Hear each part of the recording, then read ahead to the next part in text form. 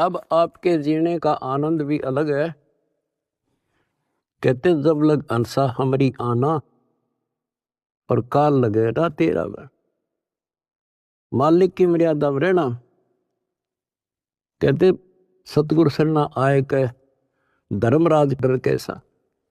यहाँ क्या जो सबका अकाउंट करता है न्यायाधीश चीफ जस्टिस 21 ब्रह्मांड का। कहते उसका मानने की जरूरत नहीं और बात तो छड़ दगल।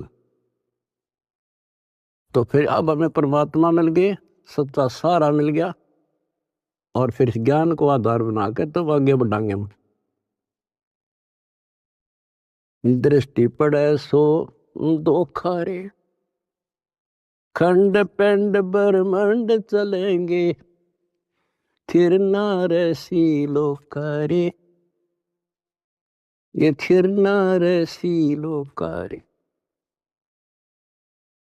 बच्चों, क्योंकि दास के हृदय में रोशनी विशेष हो रही है इस बात की, और मैं आपको देखता हूं मेरी आत्मा इतनी खुश होती है इन देवताओं देवियों के दर्शन भी दुर्लभ जो आपको परमात्मा की शरण प्राप्त होगी। दास कोई डूम बाट नहीं है, मैं सूखे गीत गाऊं खरी खरी कहानियां हूं जन्म लिया उस दिन से, और कभी सच्चाई बताता हूं, झूठ की जरूरत नहीं हमने। आपके ऊपर जो कलम तोड़ दी दाता ने और पीछे से संस्कार ऐसे बनवा के ले रखे जैसे ई बनवाने लग रहे आपके। ऐसी सर्दी में कौन आओ घर छोड़ के। प्रेरणा वही करता है, आपको याद दिलाता है, और ये ज्ञान आगे खड़ा रहता आपके कि जैसे हम सत्संग में नहीं आते हैं या भक्ति नहीं करते या सेवा में कोई आलस करते हैं। ये बात याद रखनी चाहिए क्योंकि दास ने वो समय भी देखा है। हर गांव में पहले तो बहुत कठिन काम होता था, किसान का काम। हम जब छोटे छोटे होते थे हमारे पिताजी इस जनवरी और दिसंबर के महीने में खेत में रात्रि में नहर से पानी लगता था। वो दिन फिक्स होता था, वो टाइम फिक्स होता था।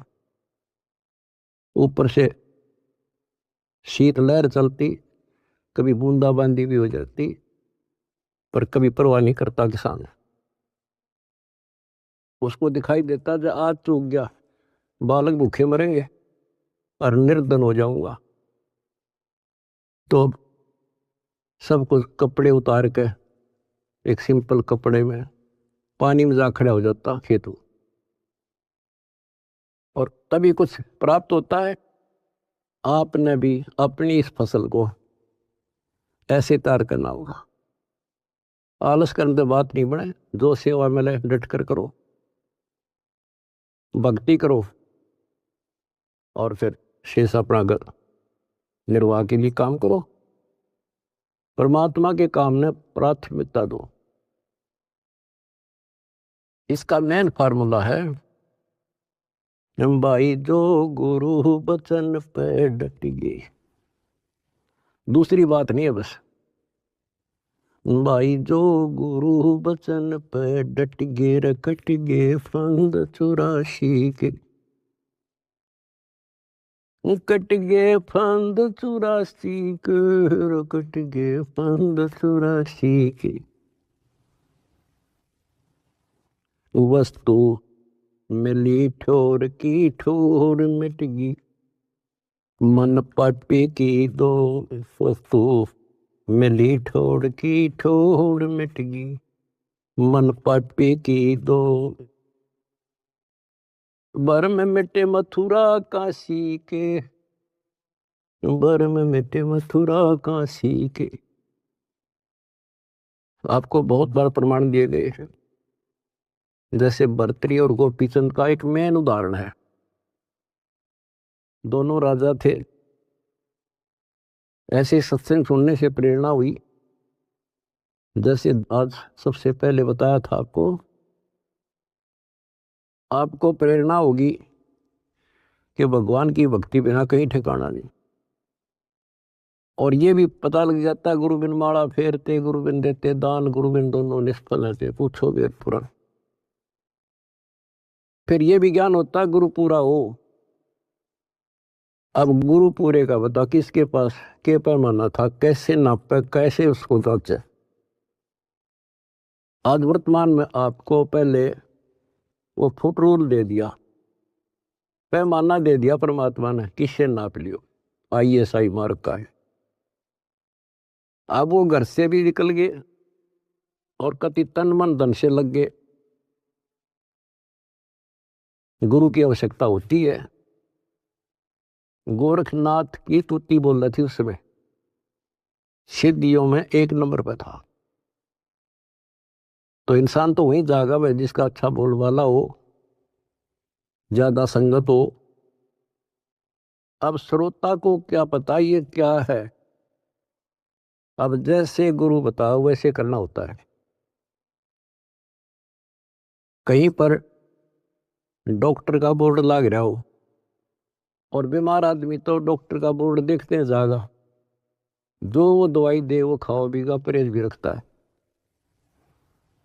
अब उस डॉक्टर पर निर्भर करता हो किस स्तर का डॉक्टर है। तो बच्चों ये एक मनुष्य जीवन जो है ये रोगी है जन्म और मरण के रोग का। और इसकी जो मेडिसिन थी वो आज मिली है आपको। अब वो मेडिसिन मिल गई, अब कति कल्याण हो जाएगा, जड़ते खत्म। ये मेडिसिन थी पहले भी, जैसे वन है, वन फॉरेस्ट है, उसमें सब प्रकार की जड़ी बूटियां पहले भी थी, आज भी है। और जो उनका जानकार वैद्य होता है वो उसी वन से जड़ी निकाल के ऐसी जबरदस्त मेडिसिन तैयार कर देता है और वो रोग समाप्त हो जाता है। और ये वन पहले भी था, यही सदग्रंथ है, ये कबीर सागर था, ये गीता वेद पुराण थे, कुरान बाइबल गुरु ग्रंथ साहिब थे। पर इस बाग से कोई वैद्य जानकार ही चुन सका था उन बूटियों को। आज मेरे गुरुदेव की कृपा से दास वो वैद्य बनाया और जड़ी बनाकर आपको दे दी। बच्चों ये फाकी मारो और बेड़ा पार करवाओ और मर्यादा रखो।